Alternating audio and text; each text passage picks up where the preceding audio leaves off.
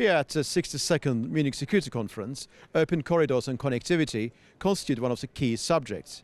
The panel discussion involving President Aliyev of Azerbaijan, EU Enlargement Commissioner Martin Kors, and Wang Hon, the president of the China and Globalization Center, is a very good example of that sort of sensibility and connectivity agenda based on inclusivity.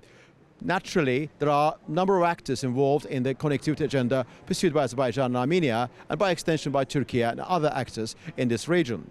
Today's panel discussion probably has three layers to its very substance. First of all, there's a reality established in the South Caucasus. Azerbaijan and Armenia initialed the peace agreement, and Trump route for international peace and prosperity is a very central element of the connectivity agenda. Azerbaijani President Ilham Aliyev and Prime Minister Pashinyan have been insistently talking about that these two countries have been living in peace over the past 6 months. This is a new reality. This is a reality which has been widely described as peace through connectivity. And other actors are involved in this process, and the circle is being widened. And today's participants of this panel discussion probably reflect that widening circle.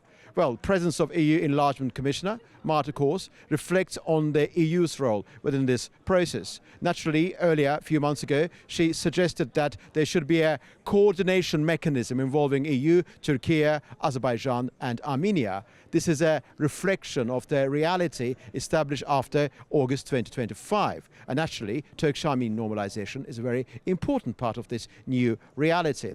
The Chinese presence is a reflection of the fact that China needs to get access to European markets, and that access could only be attained by means of middle corridor, by means of Trans-Caspian corridor, which connects China with European markets. And that connection could only happen via South Caucasus, via Azerbaijan, via that Trump route for international peace and prosperity, which connects Azerbaijan's two different parts via southern Armenia. And the third element here, everybody talks about the collapse of the old world order and the necessity of the creation of the new one. What sort of reality will be there? What will be the key underpinnings of that new world order?